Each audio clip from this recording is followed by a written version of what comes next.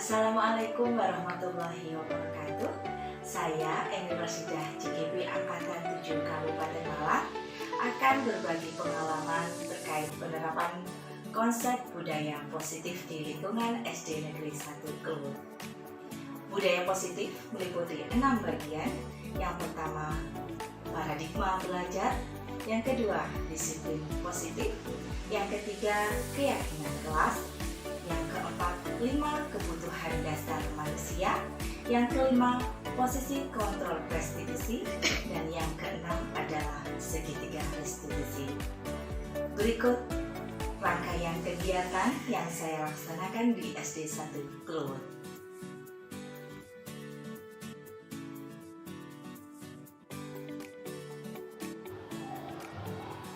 Di sini saya ingin menyampaikan dari berbagai pihak, Pak. Untuk kesempatan ini saya meminta izin kepada Bapak selaku Kepala Sekolah SDN 1 Kluwut untuk melakukan pembahasan tentang budaya positif yang mana ilmu itu saya dapatkan dalam program Guru Penggerak.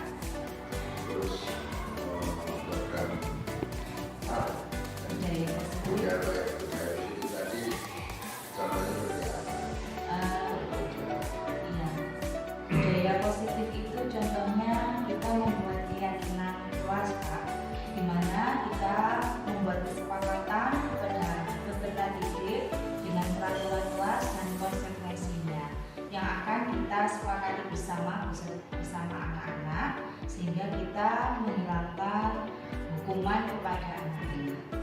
Kemudian setelah ini saya mohon izin kepada Bapak untuk melakukan pelimbasan kepada Bapak Ibu Guru SDN 1 Kluwut tentang budaya positif tersebut. Semuanya, ya, dari kelas 1 sampai kelas 6 dan guru PJOK koordinator.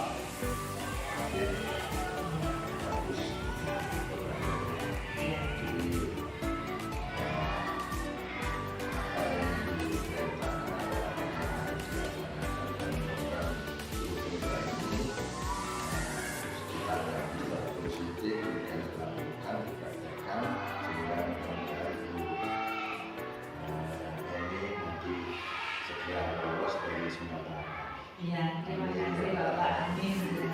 Ya, demikian Bapak cukup. Terima kasih atas waktu yang diberikan. Terima kasih Pak.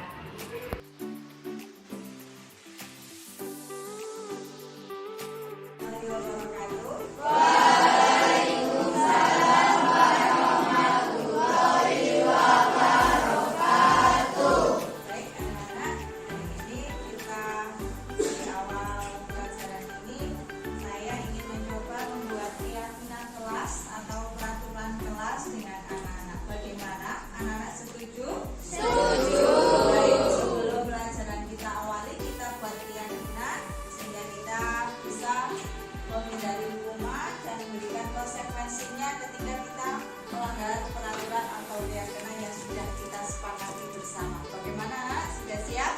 Siap. Berikan kalian mau membuat peraturan kelas seperti apa?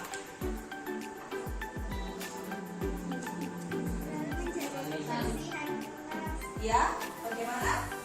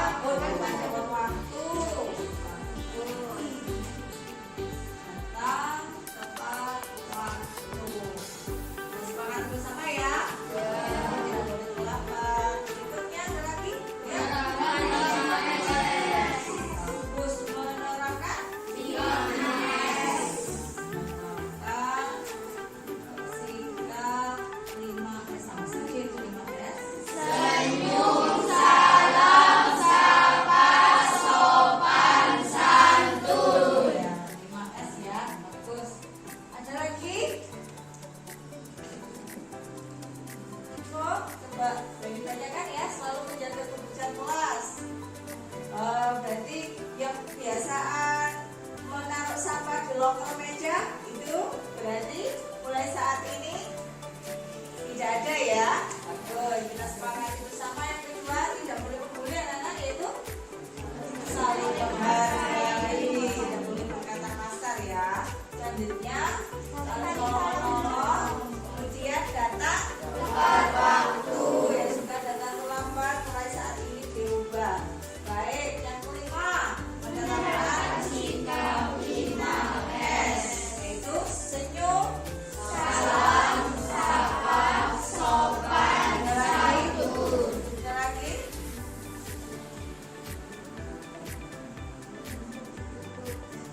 Cukup?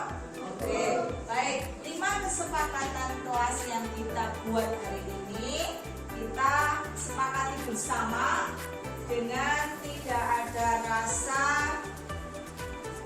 berat hati. Semuanya harus menerima konsekuensi bila kita tidak mematuhi peraturan ini. Paham anak-anak? Bagaimana? Ada lagi yang disampaikan? Cukup? Baik, terima kasih anak-anak. Nah, ini kita lanjutkan ke materi pendidikan agama Islam bersama Bu Eni. Dapur 1, dapur 2. Terima kasih.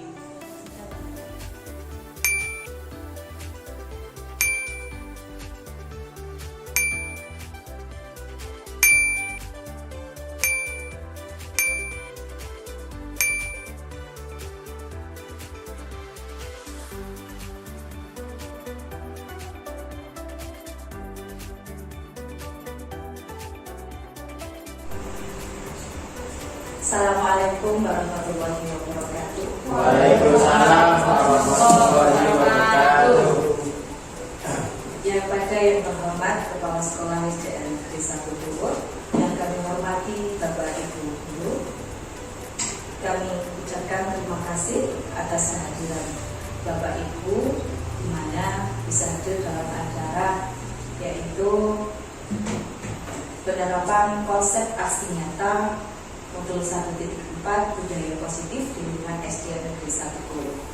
Pada kesempatan kali ini saya akan berbagi ilmu, Bapak Ibu, berbagi pengalaman di mana ilmu itu saya peroleh dari program Guru Penggerak tentang budaya positif. Nah, kemudian budaya positif ini bisa terjadi di sekolah, yaitu apabila sekolah menyediakan lingkungan yang positif, lingkungan yang aman, dan lingkungan yang nyaman. Kemudian, sehingga hal itu harus merubah paradigma. Apa yang harus kita rubah dalam paradigma ini? Yaitu paradigma belajar. Jadi, ketika kita dari awal itu bahwasannya pembelajaran itu berpusat pada guru, sekarang mari kita rubah bahwasannya berpusat pada siswa atau student center, di mana siswa yang lebih aktif dalam pembelajaran, guru tidak monoton. Ketika ada suasana gaduh yang negatif, itu bukan salah murid, bukan salah siswa, namun yang salah adalah kita, adalah guru, karena gurunya yang monoton. Ketika siswa itu nanti belajar dalam kelas, belajar dengan gaduh tapi positif, karena mereka siswa itu aktif dalam belajar. Nah, selanjutnya tentang paradigma belajar Bapak Ibu, yaitu perubahan cara berpikir terhadap lingkungan sehingga mempengaruhi pola pikir kita terhadap pembelajaran, di mana pembelajaran ini berorientasi kepada yaitu penanaman karakter nilai-nilai Pancasila sesuai dengan filosofi Ki Hajar Dewantara bahwasannya untuk menciptakan murid yang merdeka, syarat utamanya adalah harus ada disiplin yang kuat. Maksud dari murid yang merdeka ini adalah siswa diajak untuk berkreativitas sesuai dengan kemampuan. Kita tidak menuntut kepada penilaian kemampuan kognitif, tapi juga ada penilaian sikap dan keterampilan, itu juga harus diperhitungkan. Di situ kita sebagai guru tugasnya adalah mendampingi mereka sesuai dengan bakatnya anak masing-masing. Kemudian syarat utamanya adalah disiplin. Disiplin yang dimaksud di sini adalah disiplin diri, yaitu yang memiliki motivasi internal. Jadi, disiplin di sini maksudnya adalah disiplin motivasi internal itu motivasi dari diri sendiri. Bagaimana siswa itu memiliki kesadaran penuh dengan disiplinnya tanpa terpengaruh dengan hukuman, tanpa terpengaruh dengan adanya penghargaan. Karena mereka berprinsip bahwasannya disiplin mereka itu untuk menghargai diri sendiri dan orang lain tanpa terpengaruh adanya hukuman atau penghargaan. Nah, kemudian dari motivasi internal ini maka akan muncullah yang namanya disiplin positif. Nah, apa itu disiplin positif? Yaitu disiplin karena orang itu melakukan segala sesuatu berasal dari dirinya sendiri, kesadaran penuh. Jadi betul-betul pure, betul-betul murni dari kesadaran mereka, tanpa terpengaruh dengan takut adanya hukuman, tanpa terpengaruh dengan karena ada penghargaan. Jadi mereka itu melakukan disiplin positif karena untuk menghargai diri sendiri dan orang lain. Apa yang mereka kerjakan itu berdasarkan nilai-nilai kebajikan yang telah mereka yakini. Maksudnya contoh seperti ini. Siswa adalah tugasnya belajar. Kemudian dia harus bangun pagi supaya tidak datang terlambat. Nah, itu merupakan kesadaran diri, tidak usah dioprak-oprak, tidak perlu harus kita marahi. Dia sudah punya kesadaran sendiri. Nah, itu adalah disiplin yang positif. Nilai kebajikan itu bisa disiplin, bertanggung jawab, amanah. Karena kita memang sudah tahu tugas kita, porsi kita, itu yang harus kita lakukan. Selanjutnya, motivasi perilaku manusia. Nah, di sini dijelaskan ada dua, yaitu motivasi eksternal dan motivasi internal. Seperti yang sudah saya jelaskan di awal tadi tentang motivasi internal Bapak Ibu, yaitu untuk menjadi orang yang mereka inginkan dan menghargai diri sendiri, yaitu yang berasal dari diri sendiri dengan kesadaran penuh tanpa adanya pengaruh dari luar, karena takut hukuman atau karena ingin mendapatkan penghargaan. Kemudian yang kedua itu adalah motivasi eksternal. Apa itu motivasi eksternal? Yaitu motivasi yang berasal dari luar, dari pengaruh luar, yaitu untuk menghindari ketidaknyamanan atau hukuman, atau untuk mendapatkan imbalan dan penghargaan dari orang lain. Contoh, anak ketika melakukan sholat duha, saya harus bangun pagi, saya harus datang pagi, nah sholat duha. Nah itu nanti kalau saya tidak sholat duha, nanti saya dimarahi. Jadi itu karena takut karena hukuman, seperti itu, bukan karena kesadaran diri. Jadi bagaimana nanti tugas kita sebagai guru memunculkan motivasi internal kepada siswa. Perlu Bapak Ibu ketahui bahwasanya ada dampak negatif apabila motivasi eksternal ini. Contoh yaitu hukuman dan penghargaan. Apabila penghargaan ini dilakukan oleh kita secara terus-menerus, itu akan berdampak kurang baik. Contohnya yaitu anak-anak itu akan bergantung pada penghargaan. Itu yang pertama. Yang kedua, jika terus dilakukan maka ada rasa kecewa, menimbulkan rasa kecewa terhadap siswa apabila mengalami kegagalan apa yang telah ia dapatkan. Kemudian yang ketiga, yang tak kalah pentingnya itu akan memunculkan yaitu persaingan di dalam kelas. Tentunya itu tidak sehat dan bisa menyebabkan konflik. Nah, itu jika kita mendapatkan atau mengharapkan penghargaan. Selanjutnya yaitu kebutuhan dasar manusia. Kita punya 5 kebutuhan dasar yang perlu kita ketahui di sini Bapak Ibu. Yang pertama adalah kebutuhan hidup. Di sini ada gambar sedang makan, berarti itu tentang kebutuhan makanan, tempat tinggal, kemudian yaitu kesehatan. Apabila kebutuhan itu tadi tercukupi, maka akan timbul rasa aman terhadap diri seseorang. Yang kedua adalah kebutuhan dasar kasih sayang dan rasa diterima. Maksudnya bagaimana semua orang itu membutuhkan kasih sayang. Ini adalah kebutuhan psikologis, yaitu kebutuhan di mana kontak sosial, yaitu di sini menerima dan memberi kasih sayang. Seseorang ingin dihargai, ingin disukai di lingkungannya. Itu adalah kebutuhan kasih sayang dan rasa ingin diterima. Kemudian yang ketiga sesuai dengan Aida itu adalah penguasaan. Penguasaan itu sesuai dengan Aida sedang pegang medali dan trofi. Itu adalah berkaitan dengan kemampuannya untuk minta diakui akan prestasi yang ia miliki, akan keterampilan yang ia miliki. Itu adalah penguasaan. Ini diakui, ini saya mendapatkan juara 1. Itu adalah kebutuhan dasar juga. Dan yang keempat yaitu kebebasan, free. Maksudnya di sini adalah kebebasan seseorang itu adalah di mana dia aktif, dia suka mencoba hal-hal baru. Di sini orang yang lebih kreatif itu adalah kebutuhan seseorang, yaitu kebebasan.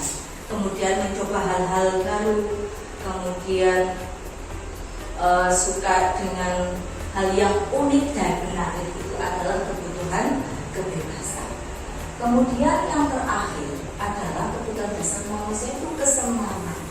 Di situ namanya anak sedang bermain. Di sini sangat dibutuhkan sekali, yaitu rasa fun, happy, Bapak Ibu. Ketika anak-anak itu bermain, biarkan. Ketika anak-anak itu bergerak, biarkan. Memang itu fasenya, memang itu kebutuhan seseorang. Nah, ketika ada siswa yang cenderung murung, yang cenderung tidak mau bergurau, nah itu tanda tanya. Artinya kebutuhan kesenangannya itu tidak tercukupi. Itu adalah kebutuhan bermain, bercanda dengan teman, bergurau. Itu adalah kebutuhan dasar manusia. Jadi saya ulangi, jika ada anak kita murung, nah itu tanda tanya, berarti anak ini memerlukan kebutuhannya ini tidak tercukupi. Selanjutnya yaitu posisi kontrol restitusi atau posisi kontrol guru. Di sini ada 5. Nah, dari 5 ini nanti kita akan tahu selama ini kita jadi seorang guru, posisi manakah yang sering kita pakai, yang sering kita terapkan kepada anak-anak. Pemukul, pembuat merasa bersalah, sebagai teman, sebagai pemantau, ataukah sebagai manajer. Nah, nanti kita sendiri yang bisa menjawab selama ini. Nah, mari kita belajar bersama-sama apa sih posisi kontrol sebagai penghukum. Posisi kontrol sebagai penghukum ini mayoritas identik dengan ancaman. Contoh kata-katanya begini, misalkan, ayo kamu mesti datang lambat, awas. Nah, ada kata awas itu adalah ancaman. Itu membuat anak akan merasa tersakiti, apalagi main fisik. Nah, itu akan direkam oleh anak-anak sampai dia dewasa nanti. Nah, itu adalah posisi kontrol kita sebagai penghukum. Kemudian yang kedua, membuat merasa bersalah. Ini beda dengan penghukum. Kalau penghukum itu dari dengan kekerasan, tapi kalau membuat merasa bersalah ini halus, lembut, tapi membuat anak itu efeknya tidak enak. Contoh halusnya seperti ini. Ibu lo kok kecewa ya sama kamu, nilai kamu kok sekarang seperti ini. Nah, itu anak akan merasa bersalah, padahal dia sudah berusaha keras, kemudian ternyata saya mengecewakan bu guru. Nah, itu adalah membuat merasa bersalah. Kemudian yang ketiga, ini adalah sebagai teman. Sebagai teman ini tidak akan menyakiti anak, ya, Tapi ada dampak negatif dan positifnya. Teman ini misalkan saya, tolong bantu ya demi Bu Eni. Nah, itu nanti anak Bu Eni dekat. Nah, akhirnya dia mau membantu, dia akan berusaha dengan sebaik mungkin. Tapi itu dampak positif. Tapi dampak negatifnya ketika saya sebagai teman, posisi saya sebagai teman, Bu ini loh sudah bantu kamu kayak gitu, kenapa kamu kok seperti ini? Nah, itu mengukir-ukir, itu akan membuat dampak negatifnya. Ternyata selama ini kok begini. Nah, itu adalah posisi kontrol dulu sebagai seorang teman. Sedangkan yang keempat sebagai pemantau. Nah, sebagai pemantau ini guru mengajak siswa untuk berdiskusi, membuat kesepakatan atas peraturan yang ada di kelas, ada di sekolah, kemudian sekaligus dengan konsekuensi yang dibahas bersama-sama, yang disepakati bersama, yang diamini oleh guru dan siswa. Jadi membuat kesepakatan sendiri siswa tersebut, kemudian membuat konsekuensi sendiri oleh siswa itu sendiri. Jadi ketika anak-anak itu nanti melakukan kesalahan, dia tidak akan ada rasa marah, mangkel sama gurunya. Tapi dia tahu kemarin saya janjinya seperti ini, ternyata saya melanggar. Konsekuensinya apa? Berarti saya harus tanggung seperti ini. Itu berarti menyadari akan kesalahan dan dia akan mudah berusaha untuk memperbaikinya. Dia akan menemukan cara untuk memperbaikinya tanpa dimarahi, tanpa dibentak, tanpa dikasar main fisik. Nah, di sini akan lebih mengenal posisi kontrol sebagai pemantau. Sedangkan yang terakhir itu adalah posisi kontrol guru sebagai manajer, Bapak Ibu. Nah, di posisi kontrol guru sebagai manajer ini, yaitu guru mengajak siswa untuk mempertanggungjawabkan kesalahan yang telah ia buat, kemudian menganalisis masalahnya, lalu kita cari solusinya. Suatu contoh, saya ambil sebagai posisi manajer, ada anak berkelahi, ya, kemudian dua anak ini tidak langsung dimarahi, ayo kamu, nah yang itu, tidak. Tapi bagaimana? Kita stabilkan dulu, kita hidupkan mereka bersama. Setelah itu mereka bercerita masalahnya apa, baru mereka akan menceritakan, oh kronologisnya seperti ini. Kita bisa menyimpulkan, bisa menganalisa, lalu kita bisa mencari solusinya dan mengajak anak tersebut bersama-sama untuk bisa mempertanggungjawabkan kesalahannya tadi. Itu adalah sebagai manajer. Dari 5 posisi kontrol ini yang bisa menjawab panjenengan semua, manakah yang sering kita lakukan? Ya, jika kita melakukan penghubung, pembuat rasa bersama teman, pemantau, manajer di sini, mari kita rubah. Yang kita terapkan adalah posisi pemantau dan manajer, karena di situ siswa akan menyadari akan kesalahannya dengan cara mereka sendiri, dan kita membimbing anak-anak. Jadi mereka tidak ada rasa marah, rasa ketidakadilan, karena mereka tahu salahnya apa dan kedepannya saya harus bagaimana.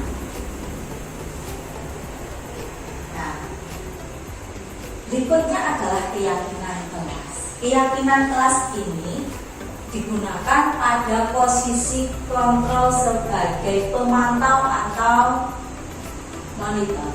Di sini kita membuat keyakinan kelas, kesepakatan kelas bersama seluruh pemangku sekolah, kepala sekolah, bapak ibu guru, tentang peraturan yang ada di sekolah.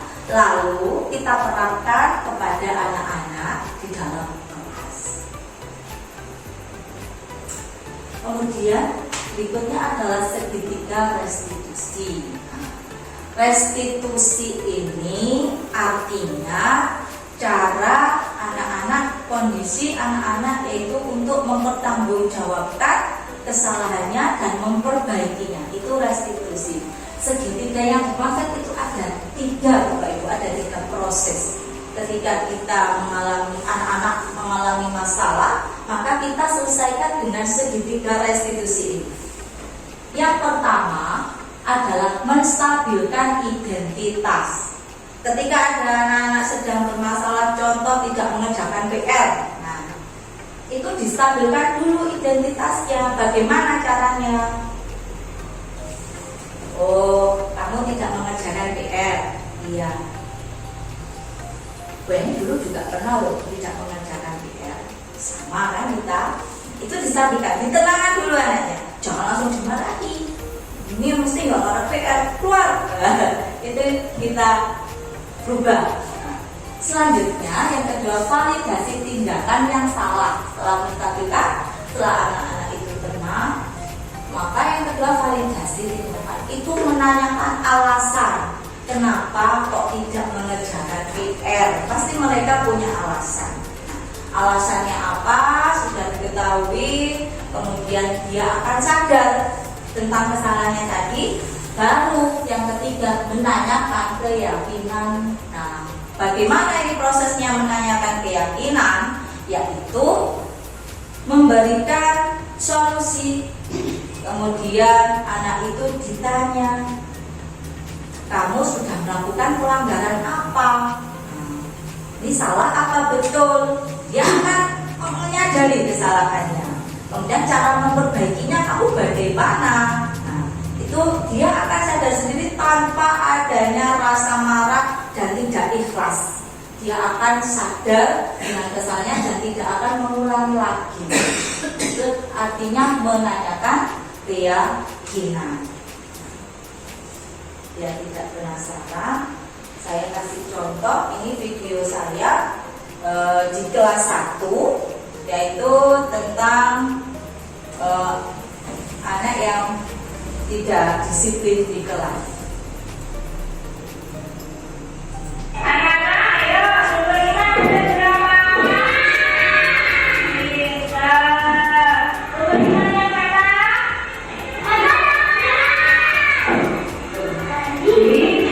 Kamu ngapain? Mainan itu. Nanti belajar. Nanti waktunya istirahat masih boleh cuma 1 ini. Tidak apa-apa, semua orang itu melakukan kesalahan ya. Apa-apa, kamu pasti punya alasan. Kenapa kamu melakukan hal ini? Semua mereka akan jalan. Kenapa?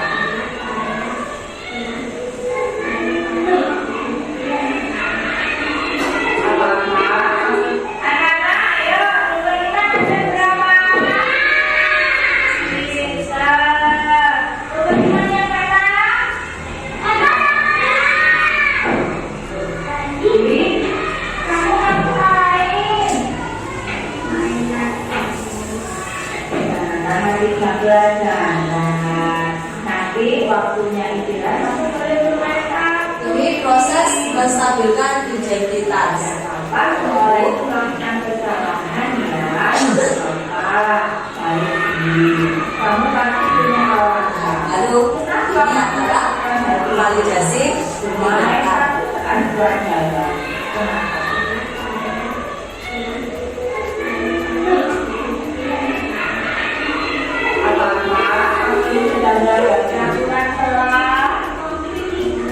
Ini adalah proses menanyakan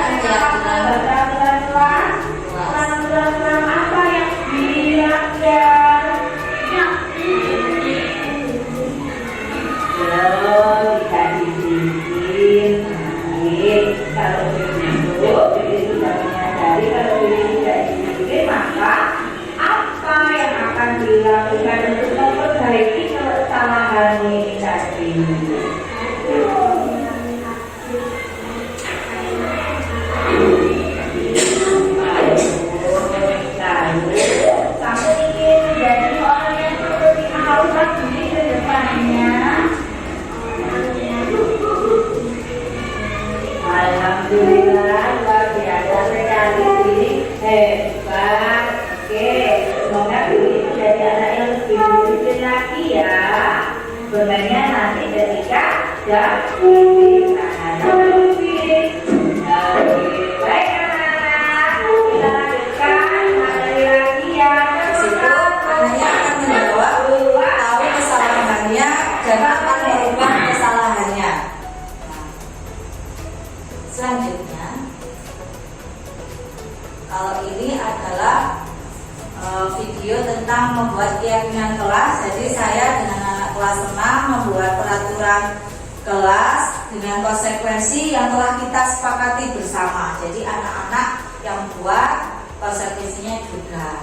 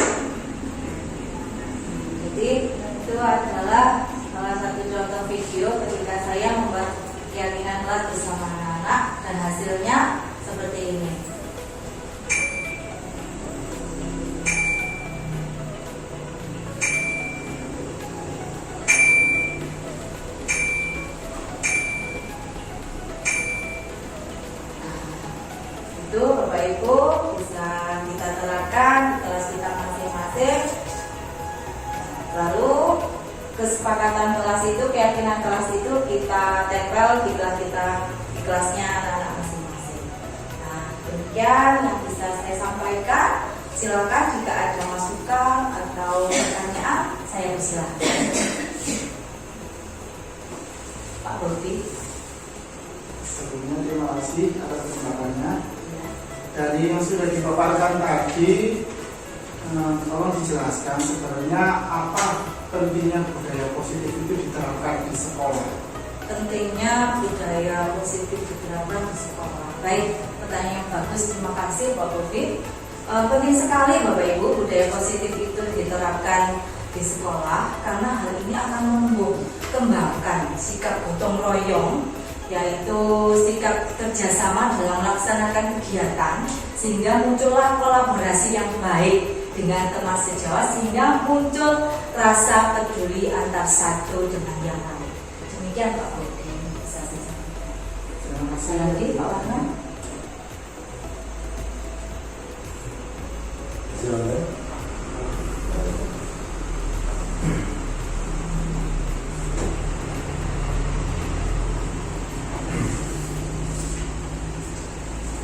Assalamualaikum warahmatullahi wabarakatuh. Waalaikumsalam. Salam sejahtera untuk kita semua. Bapak Ibu, hari ini Ibu Eni sudah telah menyampaikan budaya positif yang diperoleh dari kegiatan guru penggerak yang sekarang sudah menempuh tahapan kegiatan. Seperti itu dari saya, dan saya kira wassalamualaikum warahmatullahi wabarakatuh. Waalaikumsalam warahmatullahi wabarakatuh. Terima kasih atas waktu yang telah diberikan Bapak Ibu. Demikian pemaparan yang bisa saya sampaikan. Mohon maaf bila ada kata yang kurang berkenan. Saya akhiri. Wassalamualaikum warahmatullahi wabarakatuh. Waalaikumsalam.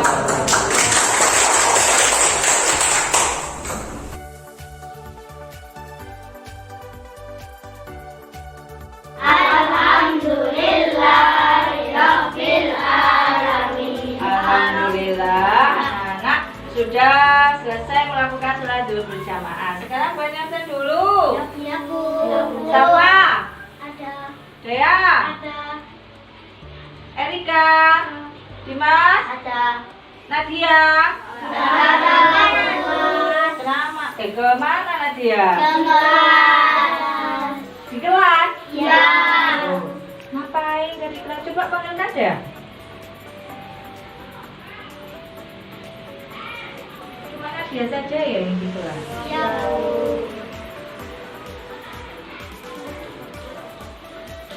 Oh ini Nadia, sini Mas. Nadia dari mana? Dari kelas, Bu. Loh, sekarang kan waktunya sholat zuhur berjamaah bersama teman-teman. Iya, Bu. Saya maaf. Ya sudah, nggak apa-apa. Semua orang itu pasti pernah melakukan kesalahan. Iya, Bu. Sekali lagi saya minta maaf. Lalu kamu pasti punya alasan ya, kenapa kamu tidak melakukan sholat zuhur berjamaah dengan teman-temanmu di musola. Karena saya tidak menganggap sunnah. Saya berangkat terburu-buru. Saat itu saya ketinggalan di rumah. Oh, jadi karena berangkat terburu-buru, kemudian mukenamu ketinggalan. Jadi karena itu alasannya. Kamu itu sudah bagus, berangkat sekolah tidak terlambat, hanya mukenamu saja yang ditinggalkan. Ya, Bu. Saya akan lebih teliti menyiapkan peralatan sekolah. Bagus.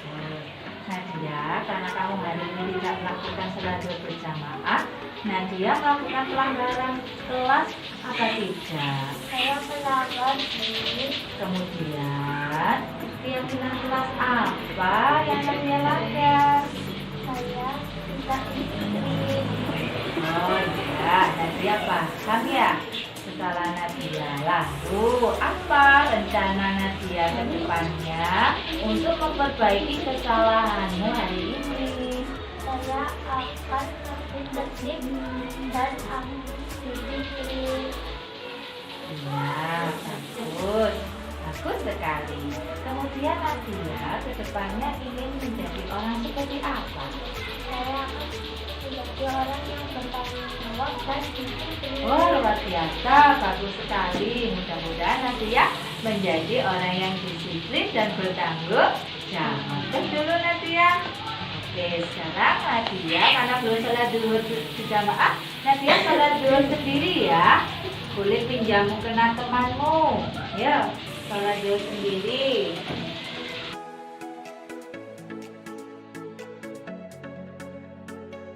Anak-anak, tentang budaya positif yang sudah kita laksanakan, bagaimana menurutmu tentang keyakinan kelas yang sudah kita laksanakan?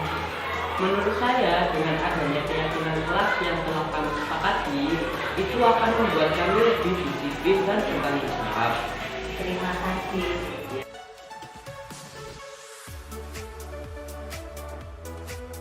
Assalamualaikum warahmatullahi wabarakatuh. Saya Bobi Agil Prasetyo, guru kelas 4 SD Negeri 1 Kluwut. Terkait dengan penerapan budaya positif di sekolah kami, menurut saya sangat bermanfaat. Ditandai dengan adanya pembuatan keyakinan kelas, yaitu dengan membuat peraturan-peraturan yang akan disepakati dan ditaati oleh guru dan siswa. Demikian yang bisa saya sampaikan. Saya terima kasih. Wassalamualaikum warahmatullahi wabarakatuh. Demikian rangkaian kegiatan tentang penerapan budaya positif di lingkungan SD 1 Kluwut. Semoga bermanfaat untuk kemajuan pendidikan Indonesia. Salam guru penggerak. Terima kasih. Wassalamualaikum warahmatullahi wabarakatuh.